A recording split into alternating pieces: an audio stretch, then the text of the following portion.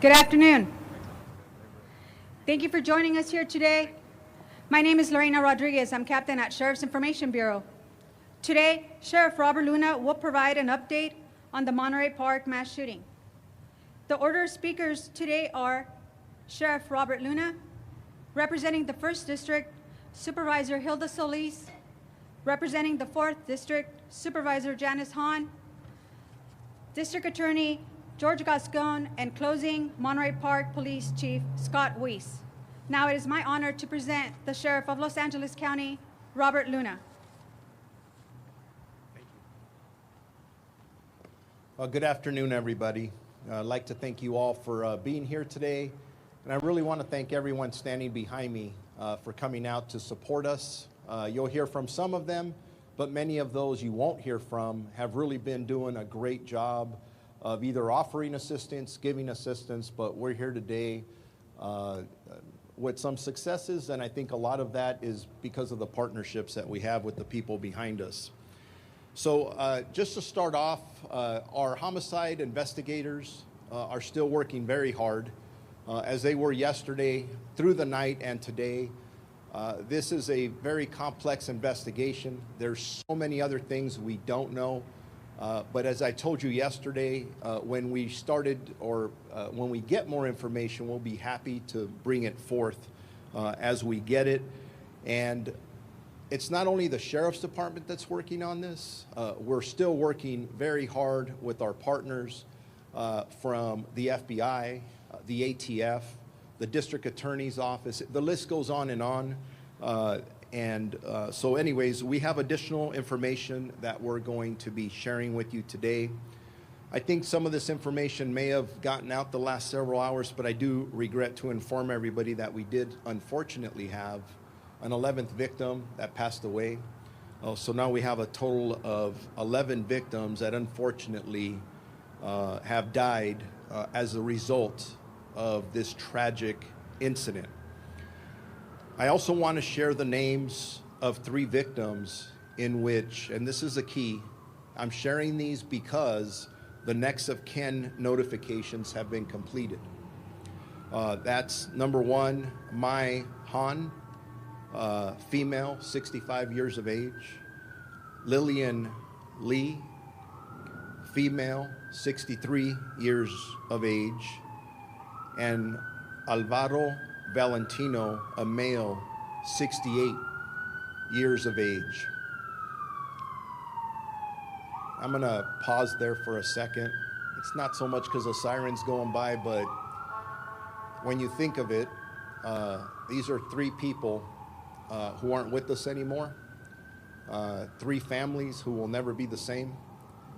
And we have to remember that as we're talking about these, at the end of the day, it truly should be about the victims and their families, and the support and love, our prayers, our thoughts should be with all of them as we move forward. So as most of you are aware, last night we served a search warrant at the suspect's residence in the city of Hemet. As a result of the search warrant service, investigators recovered a few items of interest. And these are just, it's a summary, not everything we recovered. We recovered 1 .308 caliber rifle, numerous electronic devices such as cell phones, computers, etc. Items that lead us to believe the suspect was manufacturing homemade firearm suppressors. An unknown amount, I say unknown amount, and I'll explain that here, of .308 caliber and 9mm caliber ammunition. And the reason we say an unknown amount, they were in containers, and there are hundreds of rounds. We don't know exactly how many there were. A lot of loose ammunition, so eventually, we'll get to exactly how many of those were. From the Monterey Park scene, where the victims were assassinated, investigators recovered a total of 42 shell casings and a large capacity magazine. So 42 rounds were fired by the suspect at that location. Investigators also recovered a Norinco 7.62 by 25 handgun from inside the suspect's cargo van. That's the handgun that you saw being recovered from the van yesterday afternoon. That firearm was registered to the suspect. There was also clothing that the suspect wore during the commission of these crimes, and that was also recovered from the van. We have also learned that the firearm, which was wrestled away from the suspect at the Alhambra scene, was a 9mm caliber semi-automatic MAC-10 assault weapon. I want to emphasize that all the firearms recovered still require additional forensic, ballistic examinations and comparisons that we're doing with our partners, as well as additional investigations into the origins of where the suspect got those weapons. A lot of work to be done there, but we don't want to leave any stone unturned. We are still not able to release additional information and photographs of the weapon. And that's one thing I was pushing our people to release the picture of the weapons that we recovered. But there's still witnesses that need to identify some of these things. And if we put them out there, it starts impacting the investigation. So that's why we're not releasing pictures yet. Regarding the suspect's background, he has a limited criminal history with an arrest in 1990 for an unlawful possession of a firearm. I'd like to take a second to also thank Mr. Brandon Stye for his heroic action, which saved countless lives. He's the hero that disarmed the suspect at the Alhambra location, and in my opinion, saved many of lives. Originally, we put out that there were 2 people. We find out ultimately, as we normally do as these things get investigated, there was only actually 1 person who disarmed them. But as you know, we're trying to put out information. It was preliminary, so there was 1, and that's his name. And what a brave man he is.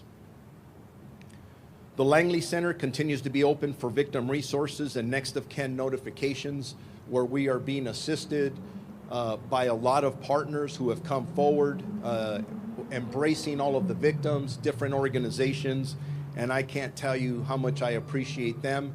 And they're going to be needed for weeks and months and who knows how long to come, so thank you very much for your efforts on that. And then I just want to remind everybody, and the other speakers will speak, I'll come back up here, I'll answer as many questions as I can, but just please remember that our investigators, along with our partners, continue to investigate all the details. There's a lot of stories coming forward. We're not ignoring any of them, but we've heard some things that just are second, third-hand information, and the investigators are siphoning through all that information to make sure that we determine the motive.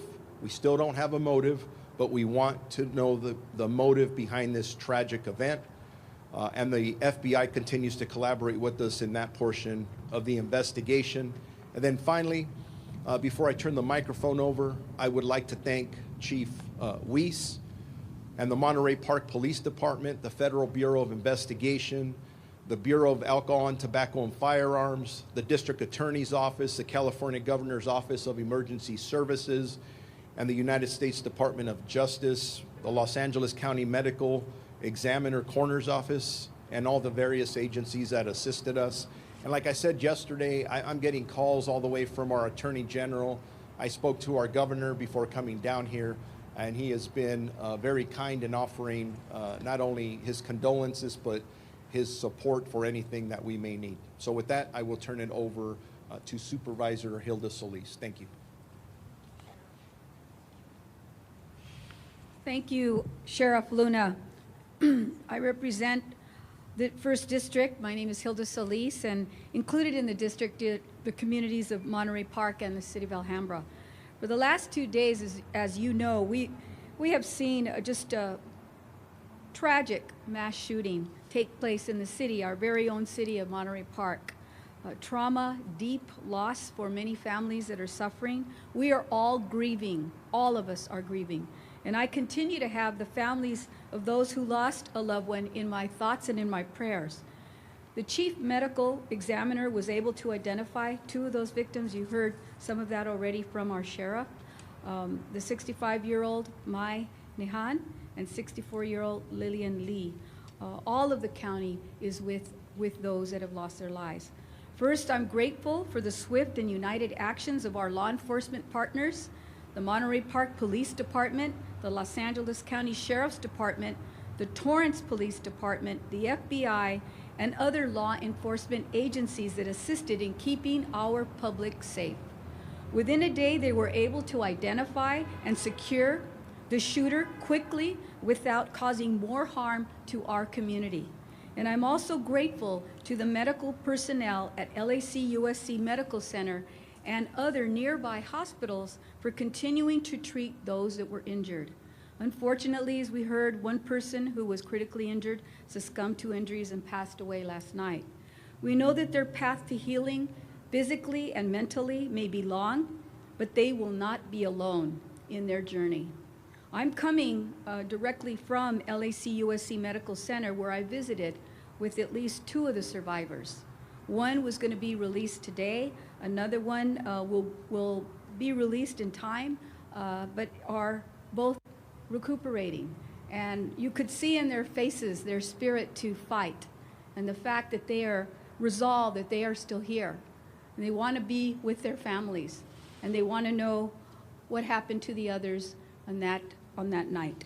I also visited earlier with some of the folks here, the Langley Senior Center in Monterey Park, to see what services our county, LA County, and the community are providing. And that is, I can tell you, without a doubt, some of the best resources that I have seen united at every level, the federal level, the state level, the county and the city, and community groups, the Red Cross, including other organizations. My hat goes off to our DA's office as well for doing all that he can to help provide services on site and on time, and to all of us. Our Department of Mental Health, physicians and psychiatrists are on hand, and they are there, able to speak the different languages that are needed and provided for these families. And also, they're providing legal assistance that's being offered there to the families, which is much needed. I've also seen the support that we've received from communities like the Chinatown Service Center and the Sushai Center, the Red Cross, and many others that were there. As our law enforcement partners work diligently to determine the motive of the shooting, and as details continue to emerge, we have learned that we have true heroes. And we heard about one earlier that the sheriff spoke about. And I think that individual is a hero for all of us. Someone that put their own life at stake and actually prevented more deaths from occurring is a hero in my books. Thankfully, members of our community, also our men and women in uniform, fought also to protect our community. So I personally want to thank them, and had an opportunity to meet with some of the staff from Monterey Park Police Department who were there, who are also going to need help, also going to need assistance. So we need to be there. It isn't just a one-off that we're going to be here one day. The county will remain there for a long time, and we continue to mourn with all of the families. I also want to say, I want to thank the Governor of California, Gavin Newsom, who last night was also here. He visited with one of the patients, I believe, at LAC-USC, and also toured the Langley Center. He also is in strong support of whatever resources we need. Last night, I also had the privilege to receive a call from our president, President Biden, who asked me what was needed here. And I told him, we just need more reinforcements. We need more help. We need to stop this type of violence in terms of guns, and also to provide more assistance by way of mental health services, not just for the community of Monterey Park, but for the entire AAPI community, and in particular, some of our senior centers that service that community. So again, I stand strong with you. LA County mourns with you, our community, but we are here to serve. Thank you very much.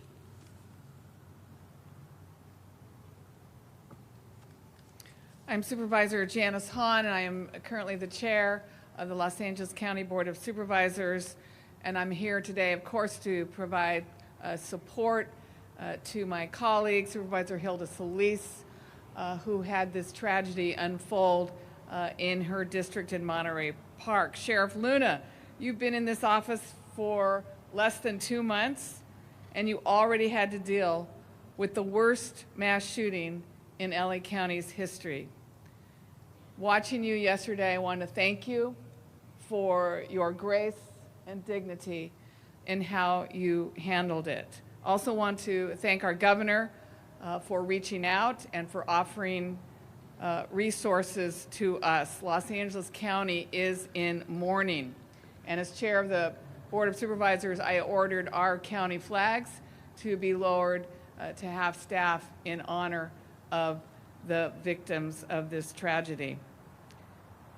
Certainly our prayers continue to be with the family members of those who were murdered, a number that's tragically increased this morning to 11, as well as all those who continue to suffer from their injuries. Thank you, Supervisor Solis, for taking the time to go and visit those in the hospital. I'm sure that meant so much to them.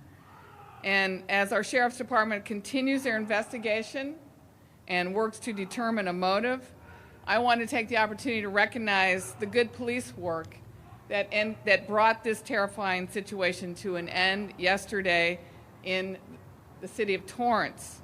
As law enforcement conducted a massive manhunt in the early hours of yesterday morning, the suspect was in Torrance, miles and miles away from the scene of the crime in a nondescript white van.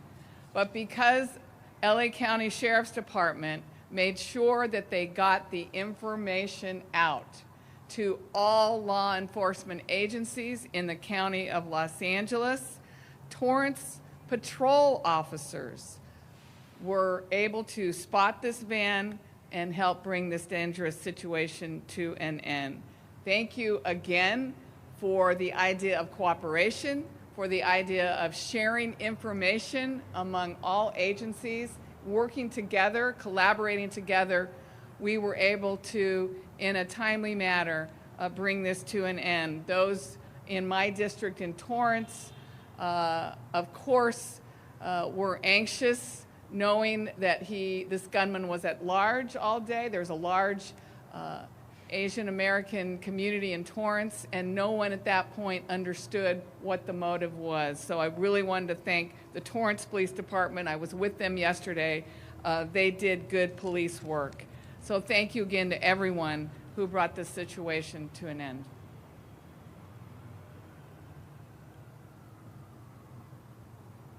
You know, this was a moment that was supposed to be a moment of celebration, not only for the AAPI community, but for many of us that have friends, family members in this community, and one individual with guns caused this incredible tragedy. And I think it's important that we reflect on what has occurred. I want to thank, first of all, the family of the Monterey Park community, the police department, mayor, city organizations, and others that were not only there immediately before many of us were able to get there, but they have continued to bear the brunt of the work. I think it's really a testament to the leadership in Monterey Park. I also want to thank our sheriff and the sheriff department and all the other both local and state and federal agencies that have worked together in order to make sure that we brought accountability to this case and that we stop a potential threat to our community so quickly, and our supervisor Solis, who has been there with us from the very beginning. You know, the role of my office is a complex one in these cases.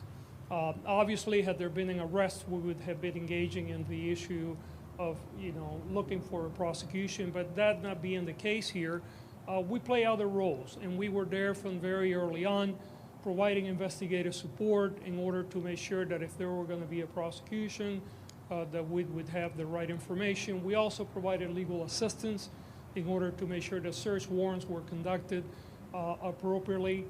But more importantly, our role now is one of dealing with a recovery. And our victim services, our mass casualty impact team has been at Langley and in the Monterey Park area since yesterday.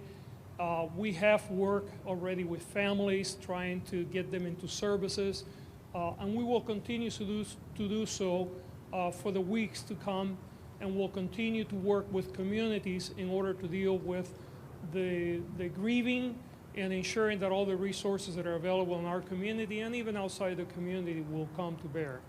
This will be a long haul for the victims' families, and the communities, and I want to make sure that we continue not only today, but for the weeks and months to come. We know that trauma, we know that the impact of trauma sometimes plays differently for each of us. Some of us have immediately the symptoms and deal with them. Others, it may be weeks or months.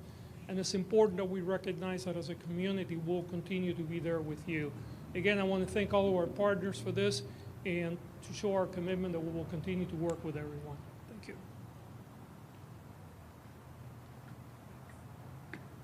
Hello, everybody. I'm Scott Weiss, the Chief of Police, Monterey Park PD. I want to start off by talking about the partnership. You've heard a lot of agencies listed today. There's no way that my police department could have worked through this without the help of everybody you see behind me. Not just the partnerships locally and county-wide and federal, but the partnerships amongst all of the law enforcement agencies in Los Angeles County. I'm a relatively new chief. I've been in an acting role for a few months, but I was sworn in Thursday night, 2 days before this event. So it's a little bit of trial by fire for me, but I had a lot of chiefs help out when I needed that assistance. My focus now, as it has been from the beginning, is the safety of our community in Monterey Park. We have a lot of events that are going to come up in the next few weeks, one tonight. My officers are dedicated to make sure that everybody that comes to our city, all of the residents that want to come out and grieve, are safe. We will be there. We will always be there, and our diligence and our commitment to the community will never stop. I also want to talk a little bit about the wellness of my officers. I had one of the youngest shifts that I have on the job there that night. My 3 young female police officers who had only been on the job less than a year, they made entry into that building knowing what they were going to run into without any hesitation. From the moment the call came out to the moment they went through that door, we're talking about minutes. They didn't think about what they were going to encounter. All they thought about was getting in there and helping the people that needed help and stopping that gunman. They're feeling it today. I've sat down with each one of them, and I guess kind of like that father figure that the chief becomes, kind of wrap my arms around them. My whole department has collapsed onto them to make sure that they're safe, and they understand how proud of them I am and how proud the department is of them. They want to stand that line. They're back on duty, or they will be soon, but I need to make sure that my officers are safe, and officer wellness is a huge part of being a police officer in today's age. Officers get a bad rap, and I can tell you, I have 77 of the greatest human beings on the planet that work for me. They dedicate their lives to the city of Monterey Park, and they will go into whatever danger they see in front of them to make sure our community is safe. We will continue to do that, and I love each one of them. At this point, I'm going to open it up to questions.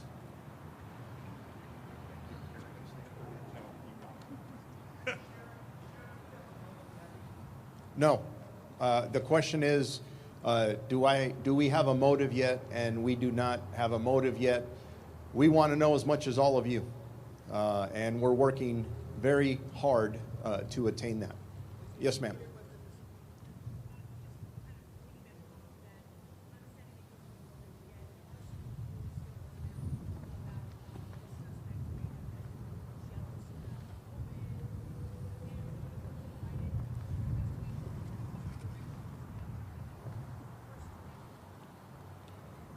The question is, there's information out there that the suspect may have committed these crimes, and I'm paraphrasing, due to jealousy or some relationship issues. We're hearing those things too, but have not confirmed any of that information. It's part of what our investigators are diligently looking into. Question about the timeline.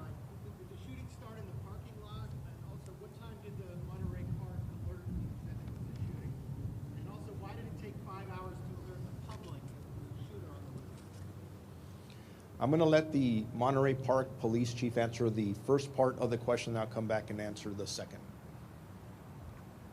So our 911 dispatch received 911 calls about a shooting in progress at 10:22 to 10:23. Within the 30 seconds, we received numerous calls. My officers were on scene within 3 to 4 minutes. Once we stabilized the situation, which means my officers dealt with all of the people fleeing the business, both the ones that were shot, the ones that weren't shot, the whole thing. They then suited up and went inside.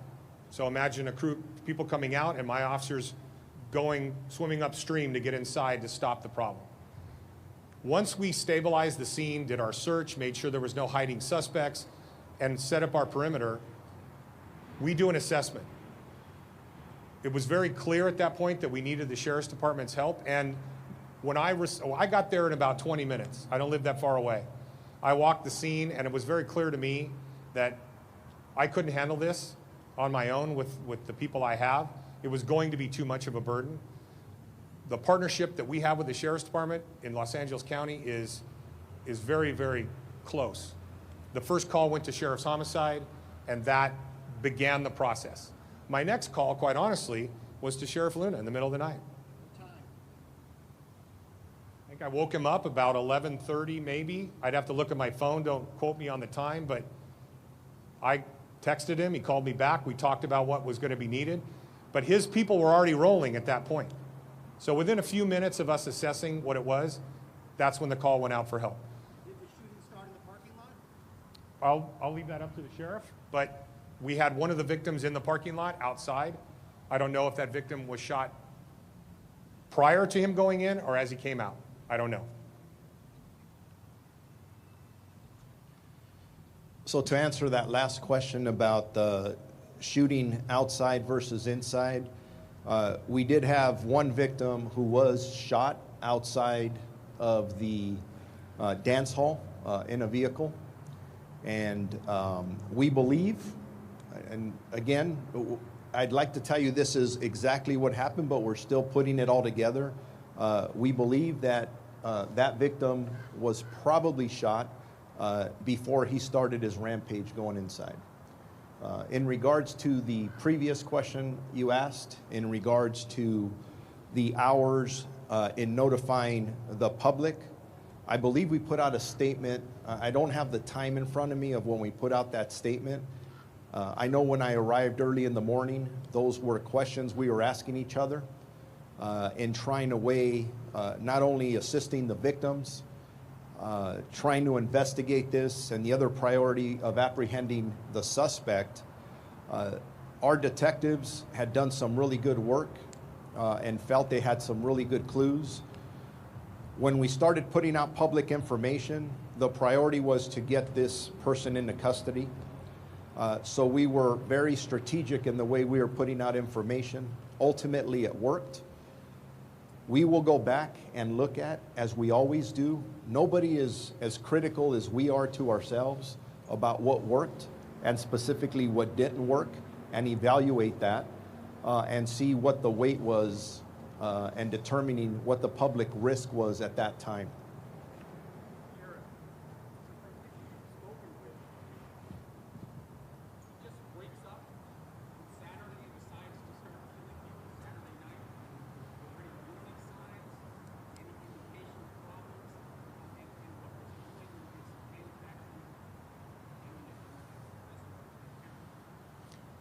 All excellent questions that we are going to be looking for answers on. What did he plan this? Was it the day of? Was it a week before? What drove a madman to do this? We don't know, but we intend to find out. And we're as curious as you are, because this is disturbing. I don't. How can you even come to reason that somebody would even think about doing something like this? It's horrendous.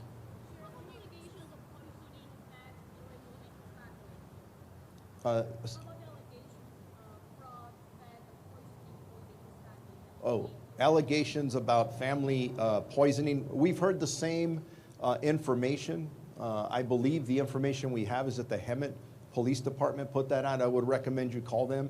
We don't have specific information, although the our investigators will be looking at all those factors to see if it contributed to the madness that occurred that day.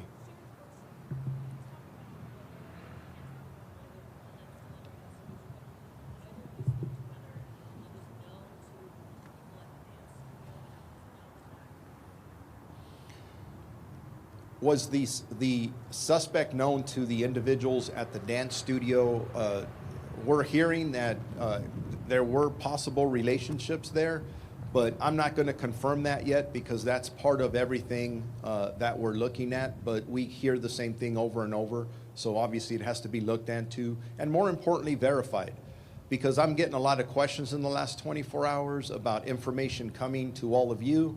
It's second and third hand information. It seems like a lot of people definitely have opinions. Everybody has a perspective. But what we're finding out is it's not supported by facts and evidence. And we're in the business of reporting facts and evidence the best that we can. So.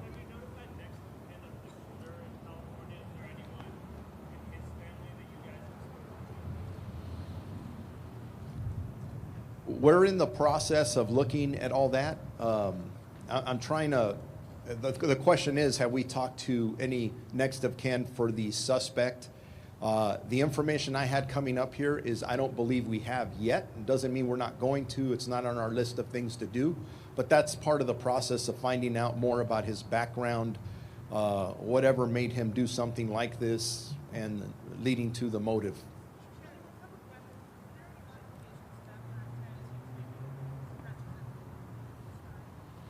He was making, were there any modifications to the weapon that was found? You were talking about the weapon that was recovered where? So the MAC-10 that was recovered in Alhambra, there are some modifications to that, but as we're having it thoroughly examined, we're going to wait till we put that out. And please remember, I don't want to sit here and describe the weapon to a T. We have witnesses that still need to be interviewed. Part of the questions all of you are asking. We start putting out information in this format, that's not good for any of us. So I want to make sure. Were there modifications? I'm just going to leave it at yes. Yes, sir.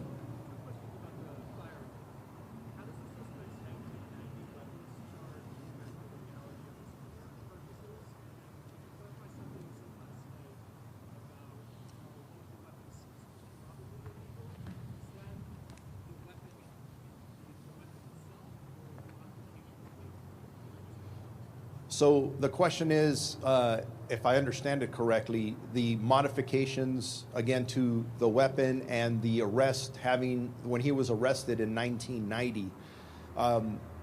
So that's exactly what we're analyzing with our partners at the ATF. Nobody does fire examinations like they do. So we'll look at that. And what gets confusing, and I will not try to explain, is remember that California has some of the most strictest gun laws in the country. But then you look back historically over the last 10 and 15 years. So if you look at somebody who may have been arrested back in 1990, maybe then it was or was not illegal. And what it is today, maybe not only a firearm, but a potential modification, and even the magazines being used. So a little bit more complex. It's part of the puzzle that we're trying to put together, but very good questions. Yes, ma'am.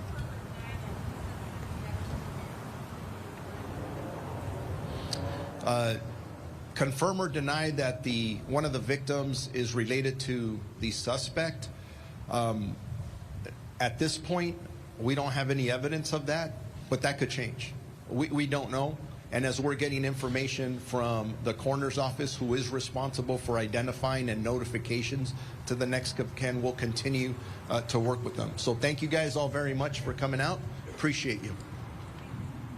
All right, there you have it. LA County Sheriff Robert Luna there with some new details. We learned a little bit more about the suspect. They served a search warrant at his Hemet home, where we learned that he is no strangers to guns. There was a high caliber weapon found at his home.